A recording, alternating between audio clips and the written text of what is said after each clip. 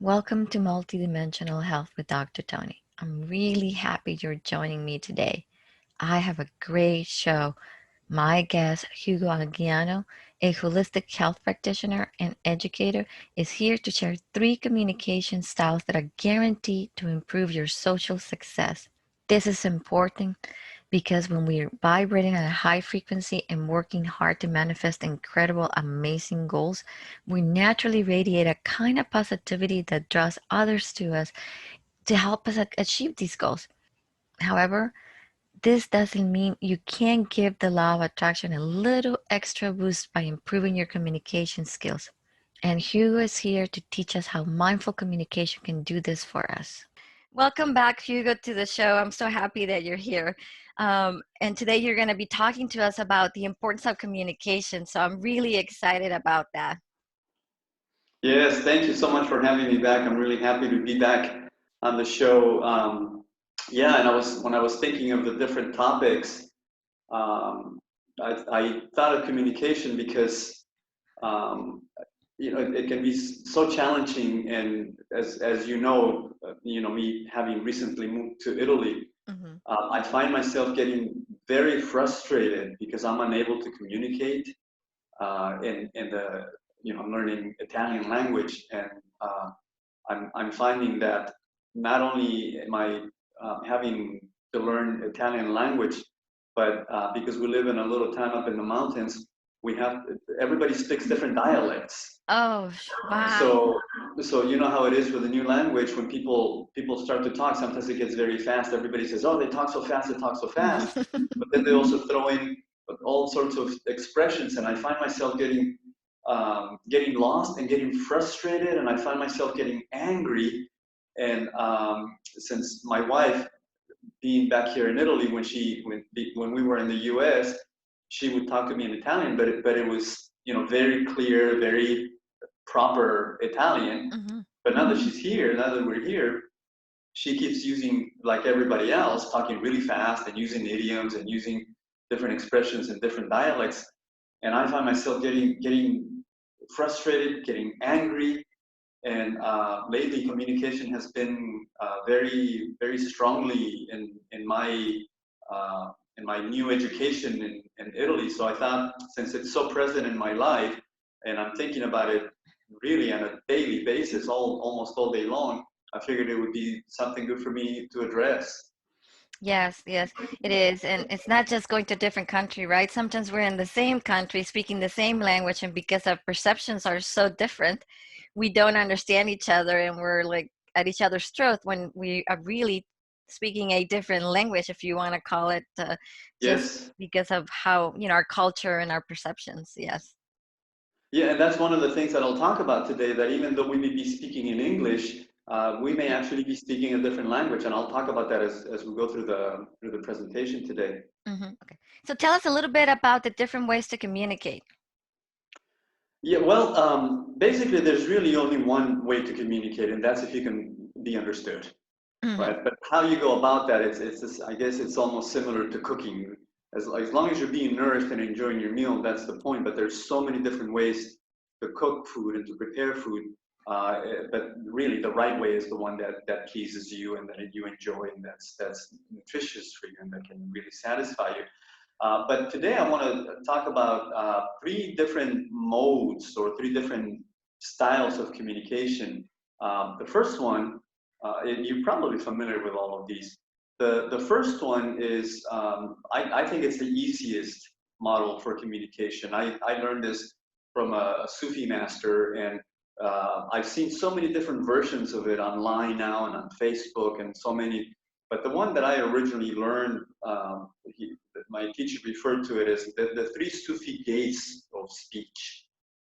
And what he told me, he said, is whenever we want to say something, whenever we're speaking, he said, before you say anything, think and see if what you're about to say goes through these three gates. And the first gate is what you're about to say true. Mm. If it's true, then that's the first gate, then it can pass and you can go on to the second gate. So many times I wanted to say something in conversations, or when I was teaching, I wanted to say something, and I would ask myself, is what I'm about to say true? And very often it was. So I went on to the second gate. The next one is it necessary? Mm-hmm. And what I found when I got to that second stage is that a lot of times it was necessary, maybe for my ego, because I Mm-hmm. wanted to be right, but it really wasn't necessary for me to say that. And so if it's not necessary to say it, then I would stop and not say it. Mm-hmm. If I found that it was necessary for the conversation, or if I was teaching something in the class, or if I'm talking to a client, and I think it's really necessary to say this, then I'll go on to the next gate. And the next gate is it kind? Mm. Is Very it being said important. in a kind way? Or not only is what you're going to say kind to the person, helpful, maybe another way of saying it, but the words, the choice of words that I'm going to use, are they kind words? And very often I found that, that's where I would stop. Because a lot of times what I wanted to say, even though it was true and it was necessary, it wasn't a nice thing to say to the person. And if it was kind, then I would go ahead and say it. And what I found when I started to use this particular model, I've always been a quiet person, and I've always found myself to be sort of awkward in conversations. Um, but I always felt comfortable joining conversations. But when I started to use this particular model, ever since I've been doing it, I've been using it for over 2 decades now, maybe almost 3 decades. I find that most of the time, I really don't have anything to say. Mm-hmm. Either because what I'm about to say is not true, or maybe it's true, but it's not true, and it's not necessary in that particular circumstance. But even if it's true and necessary, I find that it's just not something nice to say. Mm-hmm. So I end up not saying it. So I find that this type of conversation, the three Sufi gates, it's the easiest one because it only has 3 points to think Mm-hmm. about, and very often we don't even get past the first one. A lot of times where we're about to say what I'm about to say, it is not true, or I may think it's not true, but I really don't know if it's true. Yes. But what I found is that this really keeps the level of gossip Mm-hmm. down to a minimum. And gossip can be so harmful, can be so Mm-hmm. hurtful. Um, but it also, when I go through these three gates and I do say something, I find that it makes conversation a lot easier, Mm-hmm. and a lot of times a lot more interesting. Um, and a lot of times it's actually a lot safer because it saves me from making a fool of myself. One of my favorite quotes from the Taoist philosophy. They say that it's better to be thought to it's better to remain quiet and be thought a fool than to open your mouth and speak up and remove all doubt. You know? And it So seems like this type of communication is also practicing mindfulness at the same time, absolutely, all, right? all three of these, yeah, all of Yes. the three that I'm going to talk about, absolutely, you hit it right on the head. All of these require a certain level of attention. Mm-hmm. And like I said, I find this one to be the easiest one because a lot of times the attention stops when you ask yourself, is what I'm about to say really true? Do I really know if it's true or not? But yeah, you're absolutely right. Yeah. Um, so anyway, so this is the first model of communication, the three Sufi gates. The second one I learned from a neurolinguistic programming teacher, and also from another teacher that was teaching something called nonviolent communication, Oh, yes. also known as a conflict resolution communication. And they have a particular way of referring to it, and they use 4 letters to refer to it: OFNR, which stands for observation, feeling, need, and request. And I've never liked the sound of that, so I've changed it to SFWR, seeing, feeling, how I would prefer to feel in the request. And I like it because SFWR kind of spells like safe word, Mm-hmm. you know? And I never liked the other one because the other one sounds like Offner, and I never liked the sound of that when it came to communication. I just didn't like the sound of it. But this, where the three Sufi gates for me is the easiest one to do. This one seems to be the most awkward because it has four different steps, and Mhm. uh, especially when you start to use it at the beginning, it can feel very awkward going through the paces of saying one and then the other and then the other. But I did find it when I started to get as I started to use it and get better and better. Um, it's very effective, very effective.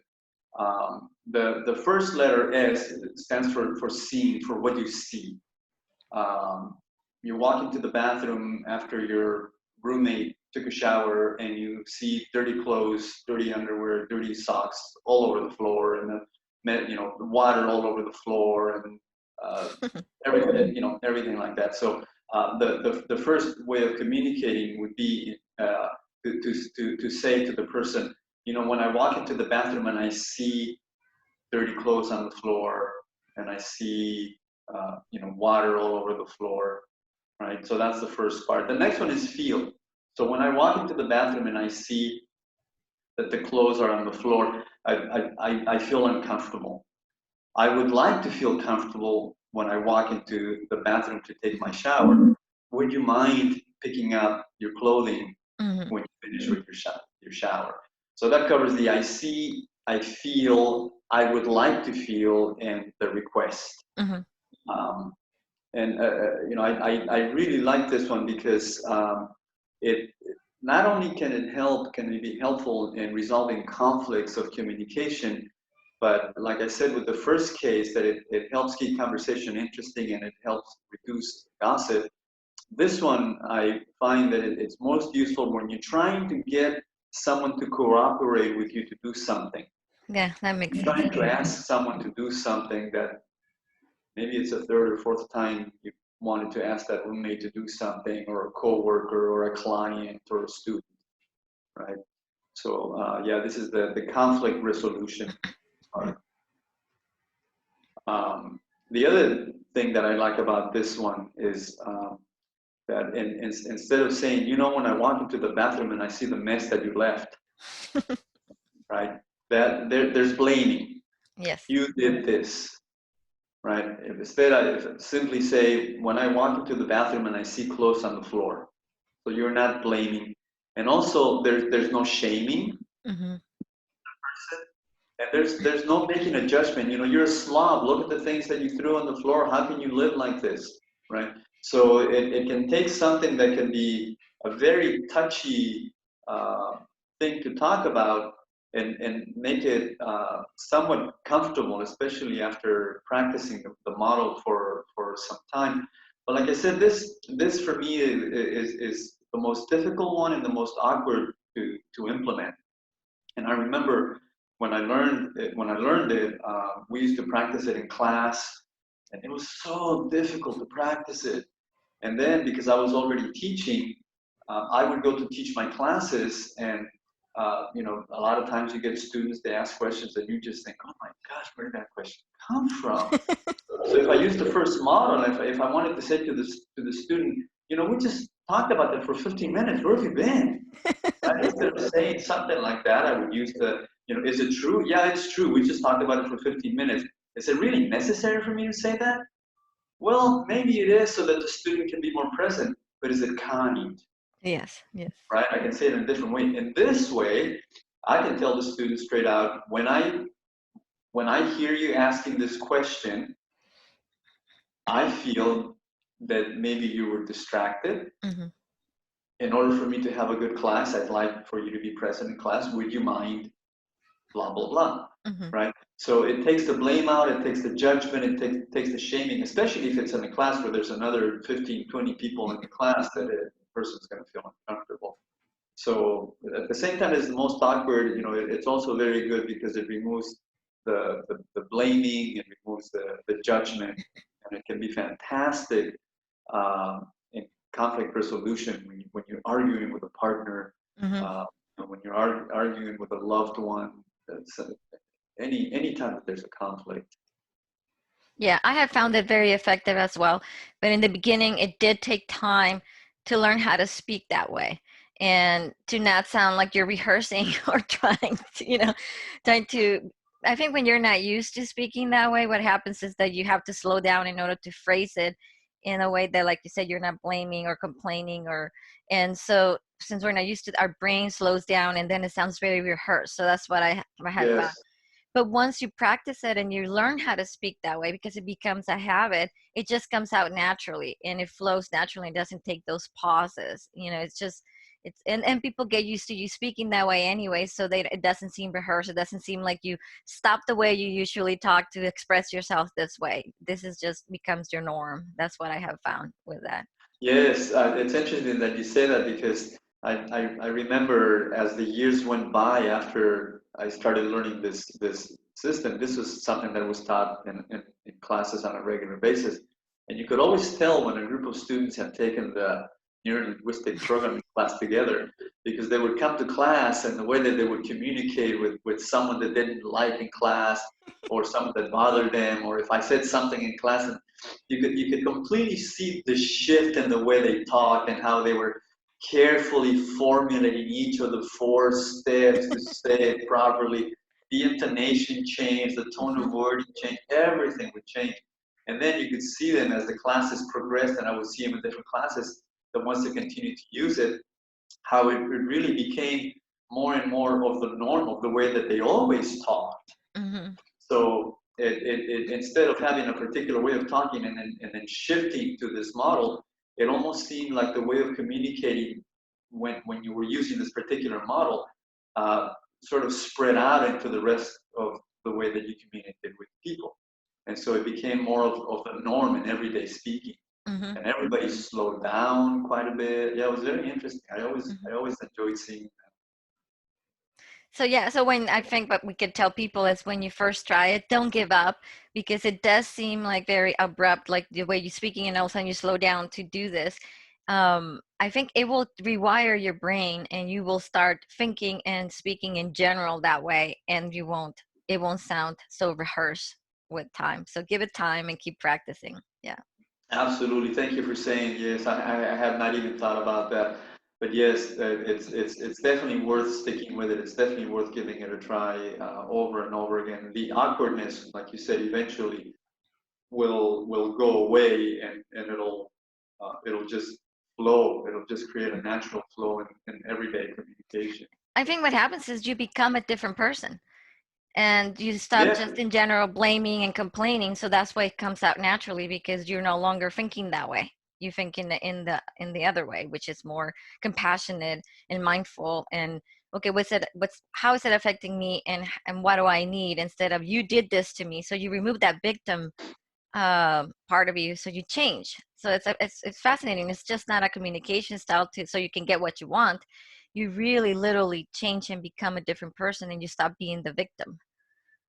I really like what you said about rewiring the brain because that's really what it happens. Mhm. And it's very interesting when I can only speak for myself, but when I started using this model, um, and instead of blaming someone for doing something, and the way that I felt after shaming them, my partner, for example, my Mhm. wife, or a child, and later I would feel horrible about Mhm. it, and I would feel shame myself, and I would feel, oh, why did I do this? When I started using this model, it was actually the word that comes to mind is liberating. Mhm. It felt like there was a sense of freedom that came into the communication that after saying something like this, it was, oh my gosh, I finally said it, and I feel good, and the other person also seems to be responding in a positive way. Mhm. That was really interesting, really amazing. So yeah, definitely a rewiring of the brain really does occur. Yeah, Mhm. absolutely. Yeah. Yeah, and I think the other thing is you start also perceiving that nobody's making you feel anything. It's your perception, right? Somebody else can run into the same situation. Like, let's go back to the example that you said about the bathroom. Wouldn't even get upset about it, and so because they don't have issues with cleanliness or whatever, and they're just comfortable with it. And so the truth is it's not the person doing it to you, it's how you perceive it and how you react. And so if you're communicating, I don't like that, it doesn't mean that you don't have a preference. You just say, I don't like it. Will you be willing to meet me halfway, or find some place? You stop again away from being the victim to, I just want to have a different experience. Yes, you start feeling like they're doing this to you. How can they do Mm-hmm. this to me? And Mm-hmm. realize that very often they don't even realize that they're doing Exactly. it. It's Exactly. upsetting or yeah. Great, great, wonderful Mm, point. Thank you for bringing that up also. Yeah. yeah. So you said there's a Uh, third communication style? yeah, the third one, this is actually my favorite. Um, I really like this one, and I think it takes. It's not the easiest. It's not the most awkward, but in a way, it requires more attention to listening than the other two. Like you mentioned, there's a certain level of listening and being in the moment with all of these. But I think this one requires the most of it. I learned this from a Native American healer. He asked me one time, he says, "Do you know why we have two ears and one mouth?" Do you know this one? No, but I can imagine. He said, because we're supposed to listen twice as much as we speak, right? And this one really, really calls for that. Yeah. Um, I don't really know that there's a name for this. I've never learned a name for it. But the idea is that we were mentioning at the beginning that you can be speaking English, but still feel like you Hmm. can be speaking a different language. You hear partners talking to each other and saying things like, how many times do I have to tell you this? Yeah. When are you going to get it through your thick skull? Yeah. And when you start to use this particular model, a lot of those things sort of change and then they make sense. This model looks at, you could almost say, the different languages that we can speak in. Uh, for example, if I say, I feel tired, Hmm. and I'm talking to my partner and I say, I really can't go out to the movies today. I feel really tired. And my partner says, well, I know what you mean, right? Those are different languages because I'm talking about feeling. She's responding to me about Understanding. knowing. Yes. And so it doesn't matter how much the other person really truly understands what I'm saying. If I say feel, I'm not asking for the person to understand me. I'm asking for the person to empathize Hmm. with the way that I'm feeling, right? So the three languages that we can speak that I'm familiar with is the language of feeling, the language of seeing, Hmm. and the language of hearing, right? I feel very tired today. The partner says, yes, I can see that. However, I would still like, right? I see. That's a different language, Yes. right? Even if the partner says, yes, I can see you're very tired. Why don't you stay home and relax? It still doesn't feel to me at a deep level that I was heard, because I used feel and my Hmm. partner said, I understand.